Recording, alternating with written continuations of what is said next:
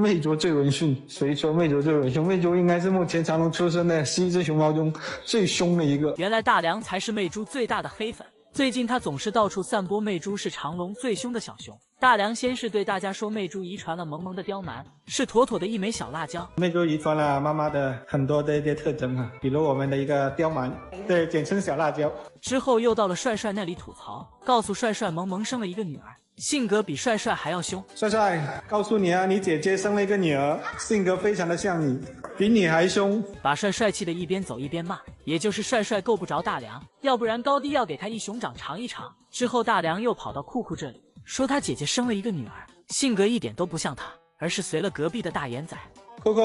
話俾你知啦，你家姐生咗個女啊，一啲都唔似你嘅性格啊，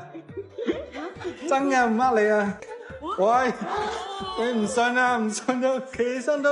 冇計，一啲都唔似你，似你大佬啊，衰衰啊！小酷听后很不高兴，自己这么可爱，外甥女竟然没遗传到自己的优点。小酷表示很不可思议。大梁看小酷听后不高兴，又补充了一句说魅猪的屁股像他，把小酷也气得骂骂咧咧的走开了。不仅如此，当直播间有粉丝说魅猪呆萌可爱很温驯时，大梁看到后一脸的不可思议。魅族最闻讯，谁说魅族最闻讯？魅族应该是目前长隆出生的11只熊猫中最凶的一个，咬人最早的一个。他现在小小的年纪，他就开始扑人了。因为魅猪野性很强，有很强的警惕性，所以确实看起来有点凶。但要说魅猪最喜欢凶谁，那一定是他的大梁外公，因为大梁很调皮，总是欠欠的。最近的魅猪有些迷恋上了屎尿屁这个赛道，不仅喜欢研究妈妈造的热红薯，还自产自销的浅尝了一下自己的须须。本来这段黑历史已经够让魅猪颜面扫地了，结果大梁还调侃说，魅猪闻到了妈妈的屎尿屁，就像大家闻到了咖啡一样的兴奋。不得不说，大梁是会比喻的。魅猪和爱喝咖啡的粉丝听后都沉默了。大梁不仅黑魅猪，他还经常吐槽菊萌萌爱生气，说萌萌一天能生气800回。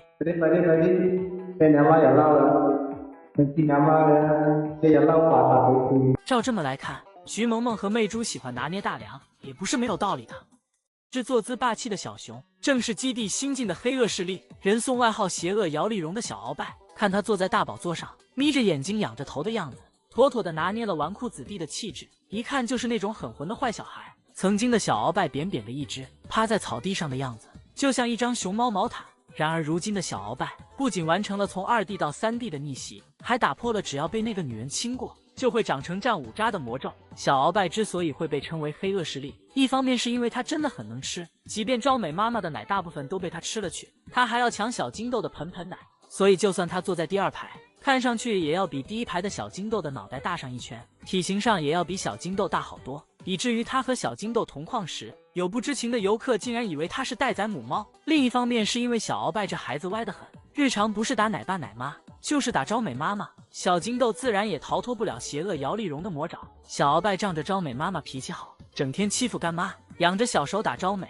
还扑上去咬干妈，招美也是惯着他，全程都没怎么还手。这事儿要是搁到艾女士的身上，高低也得给孩子一个完整的童年。小鳌拜闹奶时也很歪，别的小熊妈妈不给喝，闹2下就走开了，小鳌拜可不是，他就守着招美妈妈，那是走一步跟一步啊，直到冯娘娘给他吃了才罢休。小金豆大部分时候也不是他的对手，本来小金豆自己坐在大宝座上，小鳌拜看到后过来和他抢，小鳌拜靠着自己的体重优势，很快就占据了上风，最后直接把小金豆给掀下去了。小金豆心里也是苦，小鳌拜把自己妈妈的奶喝光了，吃得像小猪一样壮，然后反过来还要打自己，更过分的是，小鳌拜还要抢自己的盆盆奶。曾经有一段时间，奶爸为了控制小鳌拜的体重，给小金豆补奶的时候都背着小鳌拜，但小鳌拜发现后非常不开心，抢着闹着也要喝，奶爸缠不了他，就来了一招偷梁换柱，给小金豆的是盆盆奶，给小鳌拜的是盆盆水。小鳌拜也不管这么多，只要用盆盆装着就行，一口气就全干了，甚至喝完后还让奶爸给他擦嘴。看得出来小鳌拜还是很注重仪式感的。平时小鳌拜犯浑的时候，奶爸也是缠不了他，每次抱他都把自己憋得脸通红，小鳌拜自己还笑眯眯的。由此看来，网友送他这个邪恶姚丽蓉的外号和小鳌拜还是很贴切的。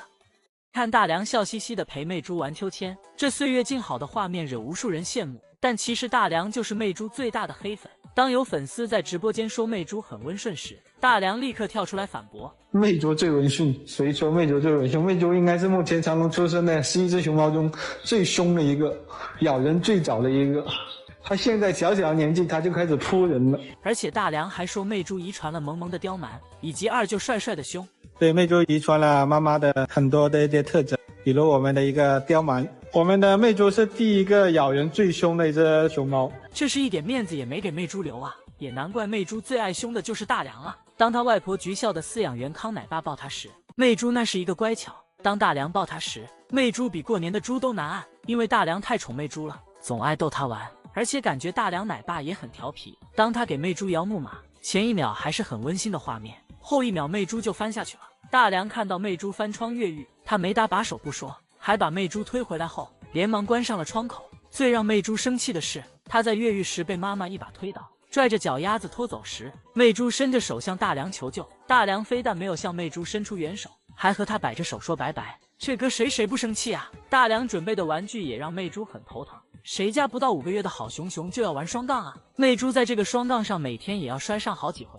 还有这个会动的小玩具，大梁好像很喜欢玩，但媚珠有点害怕，看他都把媚珠给吓立正了。但媚珠的玩具应该是同龄小熊中最多的吧，光宝马就有2辆，而且有1辆还带闪光灯呢。媚珠的这个小澡盆就要1000多块，他那个小木盆都1000多，再买大一点的好像可能要半个月工资，因为他这个咬不烂，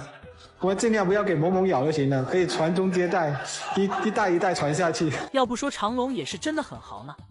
这准备翻门越狱的大熊猫，就是从马来西亚回来的3公主生意真的就是性格超好的社牛体质。她从大马回国1个半月就展出了，也就是说隔离检疫结束没几天，她就和大家见面了。而且这孩子整天都是活力满满的，像是身上装了电动小马达一样。在生意这里根本就没有所谓的适应期，生意在大马的时候也同样爱越狱。当时他小小的一只，就练就了缩骨功，经常会从门缝里悄悄地挤回家。奶爸当时也很纳闷，明明把他抱到外场营业了，门也关上了，他怎么就自己回来了？于是奶爸为了一探究竟，就蹲在旁边看着生意越狱。当奶爸看到生意成功的挤过去的那一刻，无奈地摇了摇头，估计当时都被这个小机灵鬼给气笑了。后来奶爸担心生意有卡在门缝里的安全隐患，于是就用轮胎把门缝堵上了。但是奶爸还是低估了生意的实力，他竟然踩着轮胎挤过去了，这可把目睹这一切的凤姨妈妈急坏了，自己的孩子竟然在眼皮子底下就这么消失了。后来奶爸又把生意原路退了回来，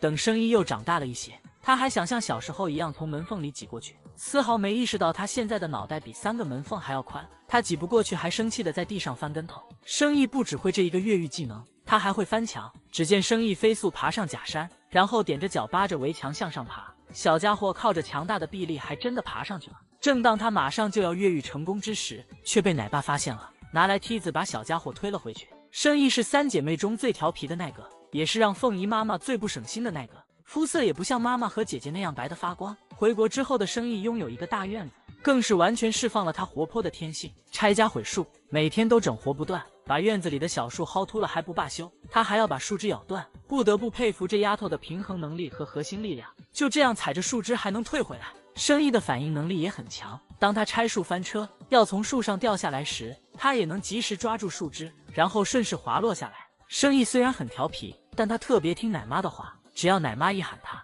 他就会立刻下树回家。像生意这样性格活泼可爱的小熊，真的很难不爱他。他们俩的妈妈叫萌萌，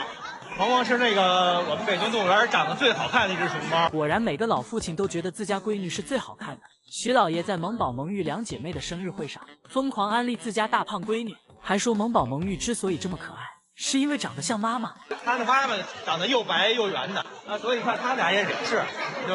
脑袋大大的圆圆的。而且他还经常在社交平台上毫不吝啬的夸萌萌，说萌萌是美得发光的人间最美熊。萌兰叼起竹子投喂粉丝，徐老爷在夸萌兰帅气体贴又懂得分享之余，也得顺带提一嘴是他闺女生得好。徐老爷和萌萌日常的互动也很有爱，萌萌喜欢玩水，他就经常拿水管和闺女玩。下雪天萌萌在内场营业，他就从外面一盆一盆的端进来和闺女打雪仗。萌萌当年去基地参加繁育，他也是挥泪告别。多年之后，萌萌一家都回到北洞，他又发文庆祝说，一家人终于团聚了，10几年的爱与陪伴，他们彼此可能早已把对方视作家人。天津二姑奶奶喜乐和她的冯奶爸也是相爱相杀，嘴上说着大熊猫没那么善良，行动上又把喜乐当成亲闺女对待，而且在老冯的眼里，喜乐也是长得最好看的。真的是特别准。当时我记得张生养过好多熊猫，他见到喜乐第一眼的印象就是，嚯，这猫真漂亮，相当白，然后长得那种小鸟眼睛，